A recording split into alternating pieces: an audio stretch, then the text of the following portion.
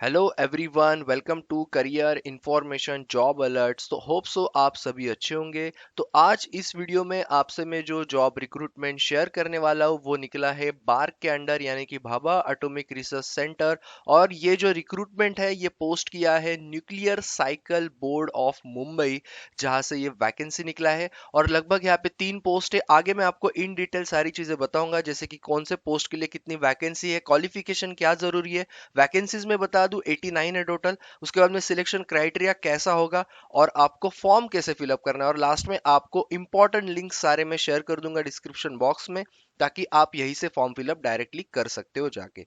Okay, तो सबसे पहले चलते हैं इसके रिक्रूटमेंट की और जो नोटिफिकेशन है उसके। और सो ऑनलाइन एप्लीकेशन आपको ऑनलाइन ही फिलअप करना है। एंड न्यूक्लियर रिसाइकल बोर्ड, जैसे मैंने आपको कहा, उसके लिए वैकेंसी है। सबसे पहला जो पोस्ट है वो है स्टेनोग्राफर।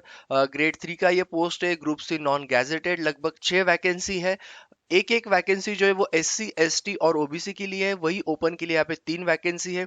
क्वालिफिकेशन की बात करेंगे तो आपका 10 स्टैंडर्ड ओनली और 50%, ये याद रखना। और यहाँ पे आपको स्किल टेस्ट वगैरह भी देना पड़ेगा, क्योंकि स्टेनोग्राफर का ये पोस्ट है। तो आपको मिनिमम स्पीड ऑफ 80 वर्ड्स पर मिनट इन इंग्लिश स्टेनोग्राफी, उसके बाद में typing speed in English of 30 words पर मिनट भी यहाँ पे जरूरी है। ये है आपका क्वालिफिकेशन। एज लिमिट की बात करेंगे तो 27 साल तक आप अगर एज होगा तो आप अप्लाई कर सकते हो। बाकी गवर्नमेंट रूल्स के हिसाब से रिलैक्सेशन आपको मिलेगा, यानी कि 5 साल SC ST और 3 साल OBC के लिए। उसके बाद में आपको पे भी यहाँ पे दिया है। ओके, उसके हिसाब से आपको सारी यहाँ पे अलाउंसेस बाकी सारी चीजें आपको मिलेंगी। मोड ऑफ सिलेक्शन जो है इसका, वो आपका पहले जो टेस्ट है उसके बारे में बता दूं। ऑब्जेक्टिव टेस्ट ऑफ 1 आवर, 1 घंटे का आपका टेस्ट होगा। उसमें जनरल इंग्लिश, एप्टी, रीजनिंग और जनरल नॉलेज आपको पूछा जाएगा। मार्किंग स्कीम बहुत सिंपल है, +3 और -1, यानी कि एक सही जवाब को आपको 3 मार्क्स मिलेंगे। वही अगर आप कोई जवाब गलत देते हो पेपर में तो आपका -1 हो जाएगा। मैंने ऑलरेडी आपको बताया था कि स्टेनोग्राफी का स्किल टेस्ट आपका होगा। Minimum qualifying standard for level 1, यानी कि आपका जो लेवल 1 यानी कि written test, 50% aggregate for the open category and 40% for SC ST PH and OBC। Okay, criteria कैसा होगा? Based on combined marks score in level 1 and level 2। आपका जो लेवल 1 है और लेवल 2 स्किल टेस्ट जो आपका होने वाला है, उसके मार्क्स कंबाइन होने वाले हैं फॉर दी पर्टिकुलर सिलेक्शन। यही क्राइटेरिया यहाँ पे लिखा है। उसके बाद में नेचर ऑफ ड्यूटीज भी यहाँ पे बताई, सेक्रेटरियल ड्यूटीज आपको रहेगा। ओके, तो इस प्रकार आपका सिलेक्शन पैटर्न यहाँ पे रहेगा। और स्किल टेस्ट में आपका जो है यही चीजें रहने वाली है, टाइपिंग स्पीड से रिलेटेड। ओके, ये चीज याद रखना। और यहाँ पे जो है क्वालिफाइंग क्राइटेरिया भी यहाँ पे दिया हुआ है, तो अच्छे से प्रिपेयर करो उसके बारे में। उसके बाद में नेक्स्ट जो है ड्राइवर का पोस्ट है। Ordinary grade, group C non gazetted का है ये। 11 वैकेंसी है, जिसमें SC ST OBC के लिए दो दो वैकेंसी है, EWS के लिए एक, ओपन के लिए 4 वैकेंसी। 10th पास आपका होना चाहिए। यहाँ पे लाइसेंस आपको जरूरी है। Valid driving licence to drive light and heavy vehicle, light और हेवी दोनों का। नॉलेज ऑफ मोटर मैकेनिज्म वो भी जरूरी है। The candidate should be able to remove minor defects in vehicle जो भी होंगे।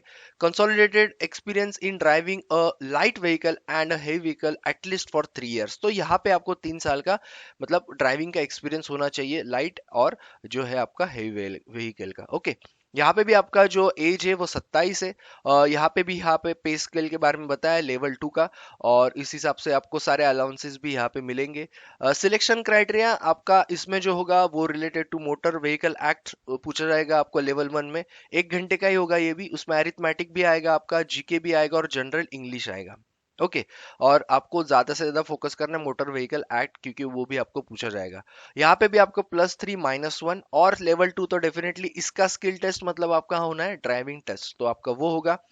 Minimum qualifying standard for level 1 is 50% marks for open and 40% जो है OBC SC और ST। ये था लेवल 1 के लिए, यानी कि रिटर्न टेस्ट, यानी कि आपका जो ऑब्जेक्टिव होगा।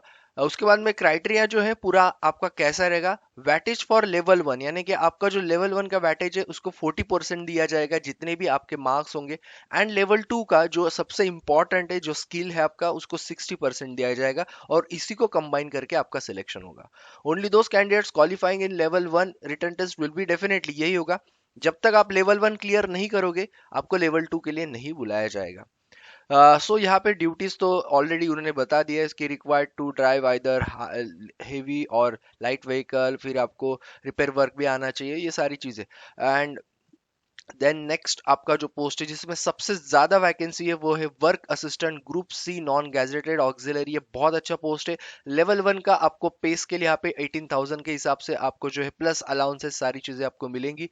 क्वालिफिकेशन बहुत सिंपल है, 10th पास आपका होना चाहिए। 72 वैकेंसीज है जिसमें कि आपकी पीडब्ल्यूडी की 7 वैकेंसी, ओबीसी 15, एससी का भी 15 वैकेंसी, एसटी 12, ईडब्ल्यूएस 3 और 20 वैकेंसी जो है ओपन के लिए, ऐसे मिला के 72 है। 27 एज लिमिट है, बाकी रिलैक्सेशन सेम है। अब यहाँ पे आपका जो सिलेक्शन प्रोसेस है वो कैसा होगा? सो प्रिलिमिनरी टेस्ट जो लेवल 1 होता है वही आपका यहाँ पे होगा। 50 आपको एमसीक्यू यानी कि मल्टीपल चॉइस क्वेश्चन पूछे जाएंगे। 1 घंटे का आपका पेपर होगा। यहाँ पे आपका मैथमेटिक्स 20 क्वेश्चन, साइंस 20 क्वेश्चन और 10 क्वेश्चन आपको जीके के पूछे जाएंगे। मार्किंग की स्कीम जो है वो सेम है, +3 -1।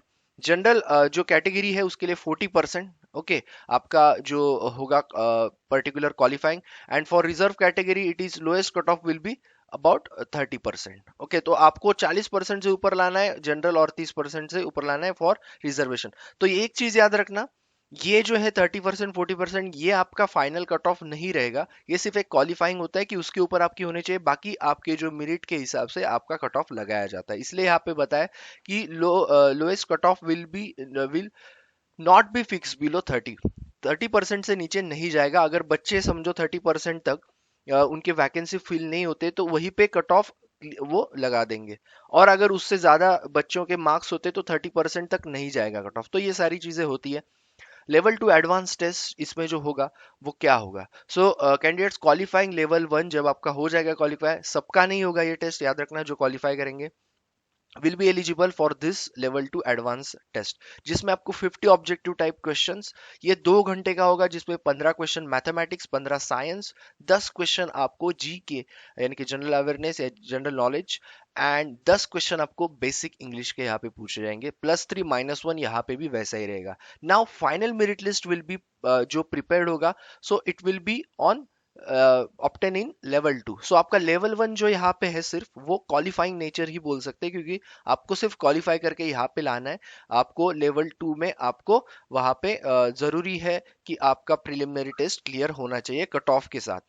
सो लेवल 2 के साथ आपको बहुत ज्यादा अच्छे से आपको पेपर देना पड़ेगा, क्योंकि उसके मार्क्स जो है वो काउंट होंगे।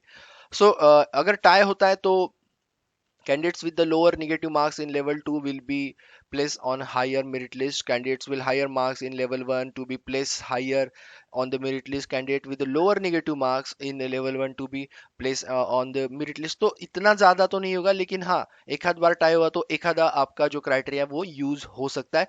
एक चीज याद रखना, निगेटिव मार्किंग का भी इम्पैक्ट होगा अगर मार्क्स सेम होंगे तो इसलिए कोशिश करना कि निगेटिव मार्क्स आप ना ज्यादा लो। ओके, नेचर ऑफ ड्यूटीज यहाँ पे जो है आपको क्या क्या करना है, cleaning and D contamination of plants machinery, उसके बाद में assistance in plant workshop store and other utility area. The duty may also involve working in around the clock shifts, यानी कि शिफ्ट में भी काम करना पड़ सकता है। Okay, cosmetic maintenance of laboratories, उसके बाद में office buildings, surrounding areas including toilets, providing clean and neat and hygiene ambience in the area. Duties includes developing the gardens जो होगा, digging soils and planting different parts, तो ये सारी चीजें आपको, then propagating plants, then moving plants, then weeding, तो ये सारी चीजें, फ्लोर अरेंजमेंट, ये सारी चीजें आपको, और बाकी मिसकेलेनियस वर्क भी आपको यहाँ पे रहेगा। ओके, तो जनरल ड्यूटीज है यहाँ पे, ज्यादा कुछ है नहीं। वर्क असिस्टेंट जो है आपके पोस्ट के लिए ग्रुप सी का। तो ये था पूरा उसका information about the vacancies and post. बाकी मेरे ख्याल से मैंने आपको रिलैक्सेशन का बता दिया है कि आपको जो कितने, अगर आप एससी हो तो कितने साल का। एप्लीकेशन फी आपको 100 रुपया है, यहाँ पे ऑनलाइन ही पे करना है। SC ST वुमन या PWD एक्स सर्विसमैन के लिए कोई भी यहाँ पे फीस नहीं है। Application number will be generated after the submission of the application which is required to making online payment for the application fee, तो वहीं से आपको पे करना है। Fee not paid will be treated as a incomplete, so आपको fees जो है वो पे करनी है फॉर ओपन कैटेगरीज। ऑनलाइन ही अप्लाई करना है, जैसे मैंने आपको बताया 1 तारीख से फॉर्म शुरू हो चुके, 31 तारीख तक आपको फॉर्म फिलअप करने, वीडियो देख लो अच्छे से, उसके बाद मैं आपको लिंक वो वहाँ पे देने ही वाला हूँ, तो आप डायरेक्टली फॉर्म यहीं से फिलअप कर सकते हो। अभी आपको फॉर्म जो फिलअप करना है वो कहाँ से करना है वो मैं आपको सबसे पहले बता दूं। ये है इसका लिंक, जहाँ पे आपको साइन अप पे क्लिक करना है। ऑलरेडी यहाँ पे साइन अप पे क्लिक किया है मैंने। आपको आपके ईमेल एड्रेस याद रखना, अच्छे से डालना जो वैलिड है। First name, then date of birth, state of birth, then are you register under employment exchange, उसके बाद में इफ यस तो आपको रजिस्ट्रेशन नंबर डालना। Candidates are advise to enter the correct registration number as allocated by the employment exchange. तो ये जरूरी है। अगर आप मतलब आपका हुआ है रजिस्ट्रेशन, तो आपको वहां पे ये नंबर डालना पड़ेगा, और बाकी आपको कैप्चा ये डालना है और रजिस्टर करना है। रजिस्टर होने के बाद आपको सिंपली लॉग इन करना है, और उसके बाद आपको वहां पे ऑप्शन दिख जाएगा अप्लाई ऑनलाइन का। तो आप उस पोस्ट के लिए, यानी कि कौन सा जो आपको मैंने बताया था, जो आपका रिसाइकल बोर्ड है जिसका ये वैकेंसी, वहां पे आप डायरेक्टली अप्लाई कर सकते हो। Candidate should not submit multiple application for the same post. तो आपका रिजेक्ट हो सकता है, इसलिए ये चीज मत करना। अलग ईमेल आईडी से भी आप ऐसा मत करना। अगर कोई गलती हुई है तो भी आप ये सारी चीजें मत करना, क्योंकि यहाँ पे बताया गया है।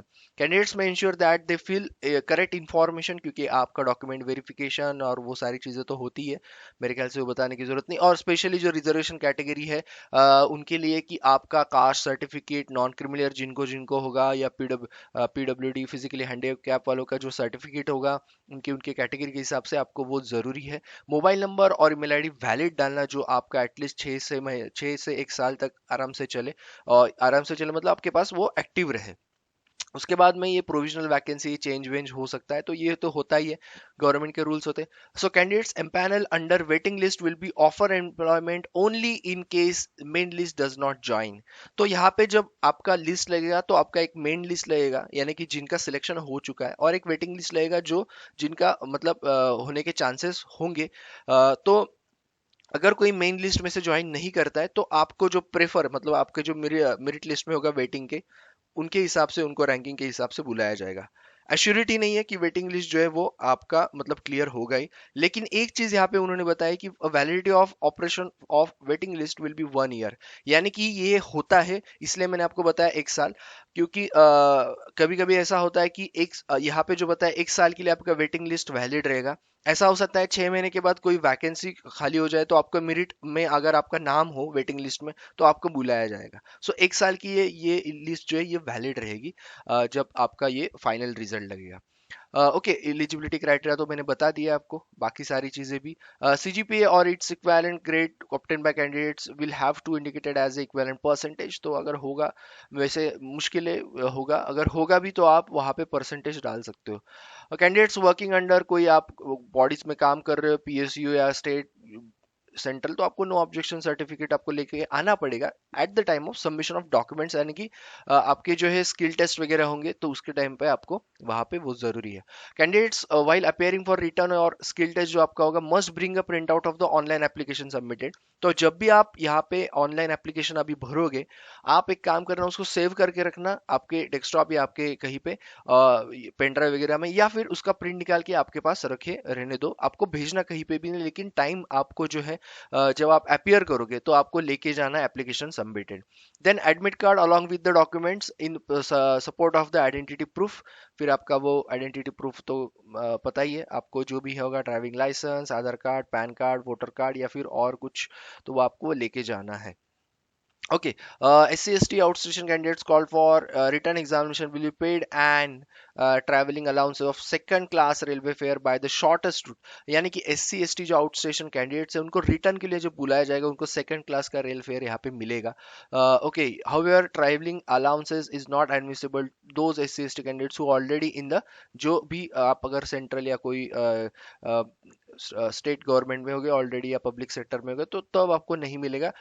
अगर आप नहीं हो किसी इसमें, तो आपको यहाँ पे जो है शॉर्टेस्ट रूट के हिसाब से आपका जो हो वो मिलेगा।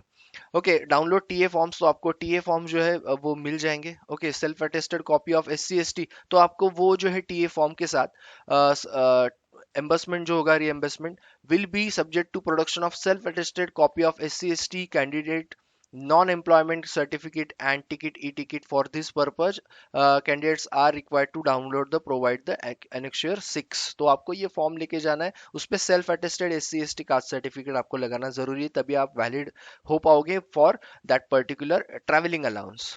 ओके और आपको जो है वो मिल जाएगा। उसके बाद में जो नेक्स्ट आपका इम्पोर्टेंट है वो है यस जो सर्टिफिकेट्स है।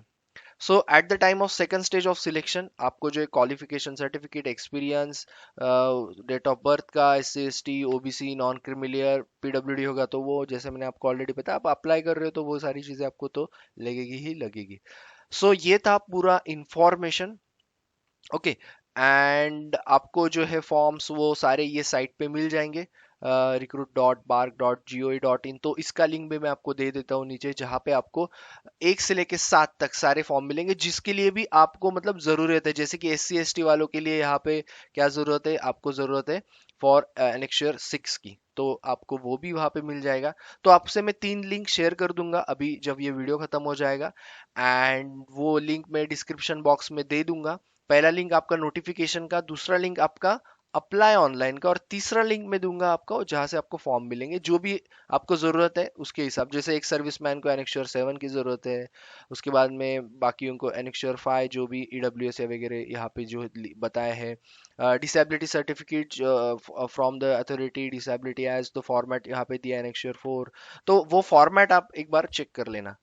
And record of non-selected candidates shall not be preserved beyond 6 months from the date of the formation of select list. No correspondence from the such candidate will be entered। यानी कि अगर आपका waiting list में नाम है तो आप बार बार मत पूछिए, यही यहाँ पे लिखा हुआ है। सो ये है पूरा यहाँ पे अपडेट रिगार्डिंग द रिक्रूटमेंट। तो मेरे ख्याल से सारी चीजें मैंने क्लियर की है। यही रिक्रूटमेंट में जो मैंने आपको शेयर किया है, यहाँ पे आपको पहले हिंदी में भी जो है रिक्रूटमेंट दिया है, एंड देन उसको इंग्लिश में भी उन्होंने वही बताया। सो आपको आप यही जो है रेफर कर सकते हो फॉर डिटेल्स। वैसे तो मैंने सारी चीज़ें आपको बता दी है।